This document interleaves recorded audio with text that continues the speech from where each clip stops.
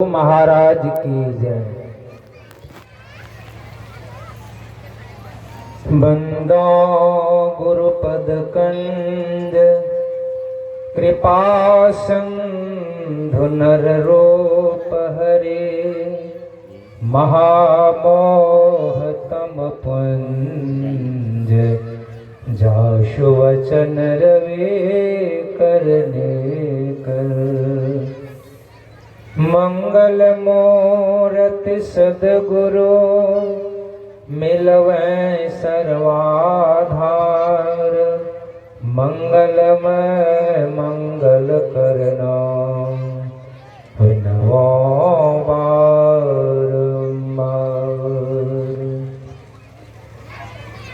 अव्यक्त रूप में परमाराध्य श्री सदगुरु महाराज के श्री चरणों में कोट शनमन।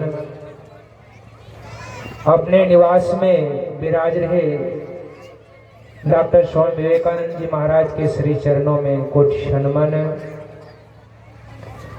मंचासीन सभी तीर्थों को पावन करने वाले सभी साधु महात्माओं के चरणों में कोटि शनमन। विद्वत जनों के चरणों में कोटि शनमन। परम आदरणीय सज्जन वृंद, आदरणीय माताओं एवं भक्तिमती बहना, अभी हम आप सब श्री रामचरितमानस से पाठ श्रवण कर रहे थे। ऐसे तो हम यहाँ पर सत्संग सुनने आए थे, मैं कोई प्रवचन करने के लिए यहाँ पर नहीं आया। सवेरे के सत्संग में सुना, मैं बगल में एक दुध्यापड़ी आश्रम वहीं पर ठहरा हुआ था, तो यहाँ से आवाज गई स्तुति का। तो वहाँ एक बाबा रहते हैं, मैंने पूछा कि सत्संग कहाँ हो रहा है। उन्होंने बताया कि पंदहा में हो रहा है। तो मेरे मन में जिज्ञासा हो कि नहीं, सत्संग में चलना चाहिए। मैंने सत्संग सुनने के लिए आया और यहाँ पर देखिए बहुत भीड़ भाड़ लगी हुई है, सत्संग बहुत अच्छे ढंग से हो रहे हैं। पूज्य बाबा का भी पदार्पण अभी हो चुका था। बाबा बड़े आदर हम लोग सबको देते हैं। हम नीचे बैठे थे कि बाबा ने मुझे ऊपर बिठा दिए। वो तो संत हृदय नवनीत समाना, कहा कभी पे कहीं नहीं जाना। संतों का हृदय तो बहुत निर्मल होते हैं, तो कहा ही क्या जाए। तो अभी हम आप सब सुन रहे थे श्री रामचरितमानस से। यह बात उस समय की है। अभी हमारे पूज्य परमानंद बाबा बता रहे थे, यह दो पक्षी के संवाद है। गरुड़ को मोह हो गया था। यह प्रसंग जो है, जब भगवान राम और रावण में युद्ध हो रहा था। युद्ध होने के दौरान जब भगवान राम को और लक्ष्मण को मेघनाथ के द्वारा जब वह नाग फांस से जब बांध देते हैं, भगवान राम और लक्ष्मण नाग जाते हैं। बंध जाने के बाद तब गरुड़ का आह्वान किया, वहां पर गरुड़ आते हैं। अब गरुड़ आने का भगवान राम और लक्ष्मण को उससे मुक्त करते हैं। और मुक्त करने के बाद वहीं पर गरुड़ को मोह होता है कि अगर ब्रह्म के अवतार होते तो साधारण नाग फांस से तो मुक्त हो जाते। उसी समय उसको भ्रम हुआ। तो इसका निदान के लिए, भ्रम को दूर करने के लिए वो कहाँ गए? ब्रह्मा जी के पास गए। तो महाराज ऐसे ऐसी बात है, मुझे मोह हो गया है, इस मोह को दूर किया जाए। सारी कथाएं, सारी वार्ताएं बताए गए। ब्रह्मा जी ने कहा ये हमसे हल नहीं होगा। सृष्टि का पूरा भार हमको मिला है, हमको अभी हम इस प्रश्न का हल नहीं कर पाएंगे, इसलिए आप चले जाओ शंकर भगवान के पास। गरुड़ जी वहां से चलते हैं, भगवान शंकर के पास आते हैं। और आने के बाद भगवान शंकर कहीं जा रहे थे, माता पार्वती और भगवान शंकर बसा पर चढ़ करके रास्ते में भेंट हो जाती है। तो महाराज आप कहाँ जा रहे हो? मैं आपके पास ही जा रहा था। बोला क्यों, क्या बात है? तो मुझे मोह हो गया है। बोला किस तरह का मोह हुआ? वहां भी सारी घटनाएं सुनाया। सुनाने के बाद भगवान शंकर ने कहा देखिए, समुद्र जब मंथन हुआ था, उस मंथन में बहुत सारा रत्न निकला और उसमें एक विष भी निकला था। विष को कोई नहीं पान करना चाहा, अंत में मुझे खुद पीना पड़ा।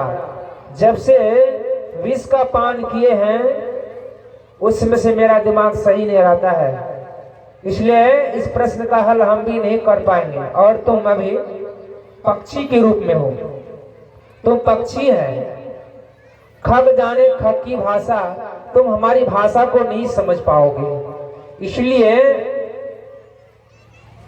आप चले जाओ वहां पर पृथ्वी लोक।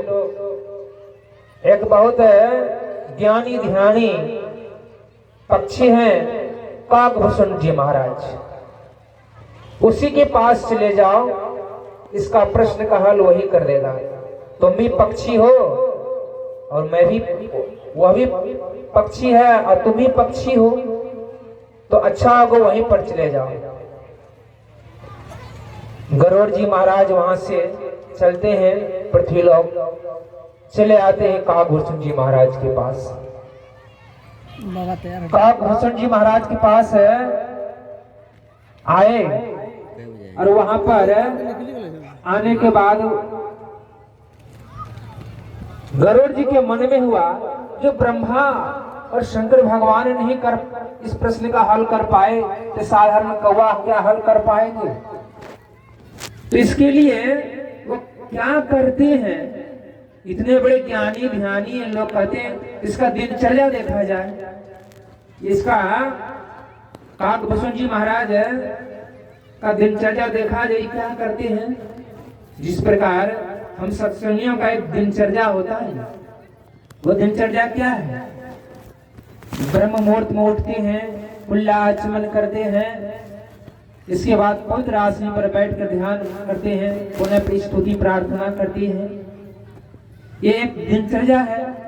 जो आश्रम में रहते हैं, स्तुति प्रार्थना ध्यान के बाद, ध्यान स्तुति प्रार्थना करने के बाद जो सन्यासी साधु होते हैं, या आश्रम के काम में लग जाते हैं, गृहस्थ जो होते हैं तो संसार के काम में लग जाते हैं। एक दिनचर्या बना हुआ है।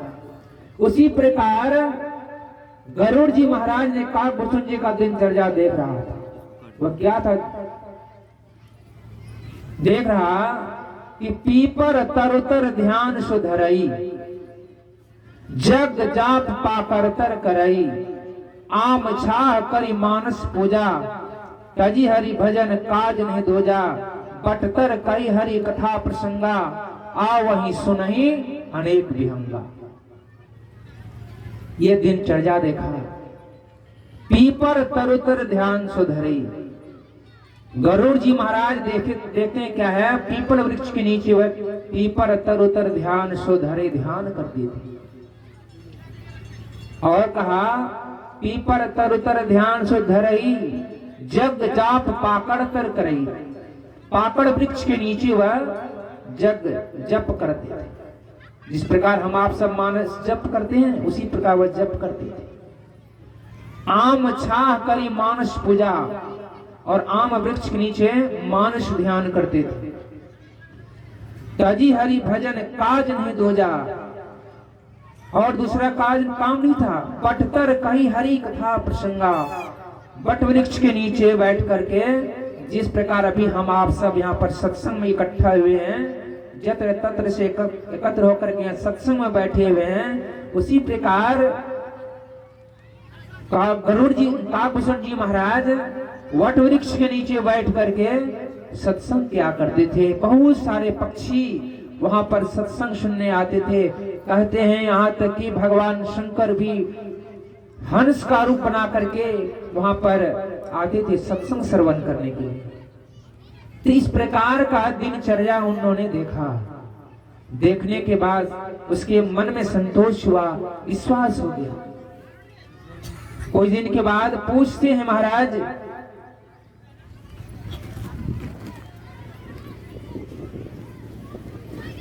कुछ देर के बाद कहते हैं महाराज मेरे मन में संशय हुआ, उसका दूर कर दीजिए, कैसे होगा? वहां पर कहते हैं कछुक काल करिए सत्संगा। काक भूषण जी महाराज गरुड़ से कहते हैं यहाँ पर रह करके कुछ काल तक सत्संग कीजिए, तब मोह भ्रम, जो मन में भ्रम है, मोह हुआ है, उस मोह का दूर होगा। जब तक सत्संग नहीं करोगे तब तक मोह का भंग भी नहीं हो सकता है। इसलिए सज्जनों, हम आप सबको भी सत्संग करना, जब तक हम सत्संग नहीं करेंगे, सत्संग में नहीं आएंगे, तब तक हमारे अंदर का जो भ्रम जो है वह दूर नहीं हो सकता है। इसलिए सत्संग में आना बहुत जरूरी है। और सत्संग में आने के बाद 4 चीज की प्राप्ति होती है, अर्थ, धर्म, काम और मोक्ष। इसलिए सत्संग में आने के बाद सत्संग के वचनों को सुनिए और सुन करके अपने जीवन में उतारिएगा तो बहुत लाभ होगा। तो वहां पर काक भूषण जी महाराज और गरुड़ जी महाराज में वार्तालाप हुई वहीं पर, और वहीं पर बहुत दिनों तक रहे हैं। रहने के बाद वहां पर वार्तालाप हुआ है जो अभी हम आप सब सुन रहे थे। शिव अज सुख सनकादिक नारद जय मुनि ब्रह्म विचार विशारद। शिव अर्थात शंकर भगवान, अज ब्रह्मा, शिव अज सुख, सुखदेव जी महाराज, सनकादिक ऋषि, ये सारे लोग वहां पर हैं, विचार कर रहे हैं। जिस प्रकार पंच में जब किसी कहीं पर लड़ाई झगड़ा होता है ना, तो पंच को बुलाया जाता है और पंच उसका निर्णय करते हैं, सही फैसला देते हैं। ठीक उसी प्रकार ये जितने भी ऋषि थे, इन लोगों ने फैसला किया। कहते हैं सब कर मत खग नायक यहा करिए राम पद पंकज दिया। वार्तालाप हो रहा है। कहते हैं पक्षीराज, सबका यही मत है कि जब तक हम राम का भजन नहीं करेंगे, ईश्वर परमात्मा की भक्ति नहीं करेंगे, तब तक संसार सागर से पार नहीं हो पाएंगे। इसलिए हमें परमात्मा की भजन, ईश्वर का भजन करना पड़ेगा। और हम आप सब जानते हैं भक्ति जो है हम किसी न किसी रूप में अवश्य करते हैं। भक्ति सब कोई करते किसी न किसी रूप में। जिस प्रकार हम लोग शिवालय जाते हैं, मां मनसा के मंदिर जाते हैं, बजरंगबली के मंदिर जाते हैं, और जितने भी देवी देवता हैं सबके यहाँ जाते हैं और कुछ न कुछ सेवा करते हैं, भक्ति करते हैं। भगवान शंकर के मंदिर जाते हैं, एक लोटा जल चढ़ाते हैं, यह भी एक प्रकार की भक्ति हो गया। लेकिन इस भक्ति से कहिएगा हमारा आवागमन का चक्र मिटेगा, नहीं मिट सकता है। उस भक्ति को करने के लिए कहते हैं सच्चे सदगुरु से युक्ति जान करके, सच्चे गुरु से युक्ति जान करके जब तक हम अंतर साधना नहीं करेंगे, आंतरिक भक्ति नहीं करेंगे, तब तक हम आवागमन का चक्र से नहीं मिट सकते हैं। अभी हम आप सब सुन रहे थे, सुख क्या है? हमारे अंदर बहुत दुख है। वह दुख क्या है? सबसे बड़ा दुख है आवागमन सम दुख दूजा, है नहीं जग में कोई, इसके निवारण के लिए प्रभु भक्ति करनी चाहिए। यही सबसे बड़ा दुख हमारे जीवन में है। हम बार बार माता के गर्भ में आते हैं, यही सबसे बड़ा दुख है। इस दुख से कैसे हम हटेंगे? इसके लिए है ईश्वर का भक्ति। तो ईश्वर का भक्ति हमें युक्ति जान करके करना पड़ेगा। ऐसे भक्ति बारी बारी भक्ति करने से कहते हैं अहो भक्ति यहो भक्ति सार भक्ति करो। वह सार भक्ति क्या है? सार भक्ति यही है। संसार में बहुत सारे देवी देवताओं को पूजा करते हैं, वो सार भक्ति नहीं है। सार भक्ति यही है, गुरु से युक्ति जान करके हम अंतर साधना करेंगे, यही सार भक्ति है। और उस साधना में, उस भक्ति में क्या करना पड़ेगा? एक नाम का जप और एक रूप का ध्यान। एक नाम का जप और एक रूप का ध्यान हम करेंगे, तभी भक्ति की पराकाष्ठा पर हम पहुंच सकते हैं। लेकिन हम आप सब क्या करते हैं? थोड़ी सी भक्ति करते हैं, थोड़ा देर भक्ति कर लेने के बाद हमारी जीवन में, हमारे मन में अहंकार पैदा हो जाता है। हमसे बड़ा भक्त कोई नहीं है, हम तो बहुत बड़े भक्त हैं, लेकिन काम चलने वाला नहीं है। एक बार की बात है, भगवान श्री कृष्ण के अच्छे भक्त हो गए अर्जुन, बड़े अच्छे भक्त हो गए अर्जुन। अर्जुन अपने मन में सोचते थे कि हमारे ऐसा भक्त कोई नहीं है। भगवान श्री कृष्ण ने कहा हमारे ऐसा भक्त और कोई नहीं है, हम ही एक है, बहुत ऊंचे दर्जे के भक्त इनका है।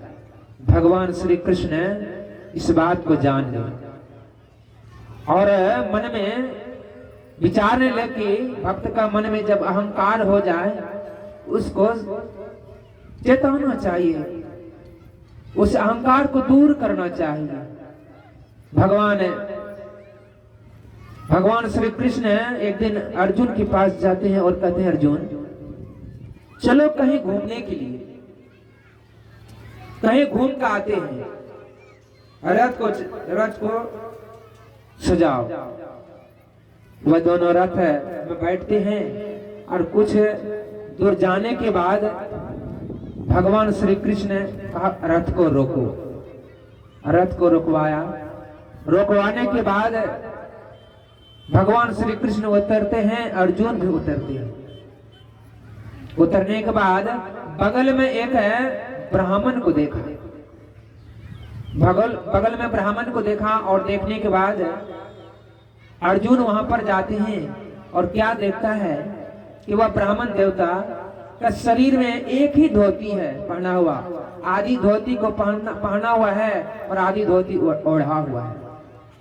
और वहां पर जिस जगह पर खड़ा था, उस जगह पर कुछ था नहीं, बिल्कुल हरी हरी घास थी और मरा भी घास था, हरी हरी भी घास थी। लेकिन वह हरी घास को नहीं छूता, मरा जो घास था उसको उखाड़ के रख रहा था। और लेकिन एक आश्चर्य की बात अर्जुन ने देखा कि उसके कमर में एक मियान तलवार रखने का जो मियान है, वो मियान लगा हुआ है, बांधा हुआ है, उस पर तलवार रखा हुआ है।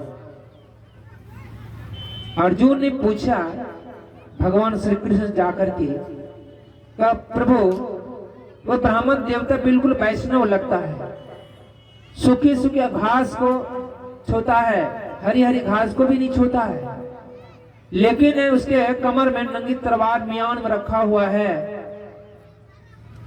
ये समझ में नहीं आता है। भगवान श्री कृष्ण कहते हैं आप ही चलकर पूछ लो ना, आप ही जाके पूछो क्या बात है। अर्जुन पुनः जाते हैं और जाने के बाद पूछता है, ब्राह्मण देवता आप तो बहुत वैष्णव लगते हो, ब्राह्मण लगते हो, आप तो बिल्कुल साफ सुथरा पवित्र लगते हो, लेकिन आपका जो कमर में एक नंगी तलवार टंगा हुआ है, इसका क्या कारण है? कहा जानते हो इसका क्या कारण है? बोला क्या? कहा इससे 3 आदमी को वध करेंगे। बोला किसको? कहा पहला अर्जुन को, और अर्जुन वहीं पर खड़ा है। पहला अर्जुन को वध करेंगे, दूसरा द्रौपदी को और तीसरा प्रहलाद को। बोला क्यों? बोला इसलिए अर्जुन को वध करेंगे कि महाभारत के युद्ध में अर्जुन ने हमारे प्रभु का हाथ कितना कोमल था और 18 दिन तक घोड़े का रस्सा को खिंचवाया, इसलिए उसको वध करेंगे।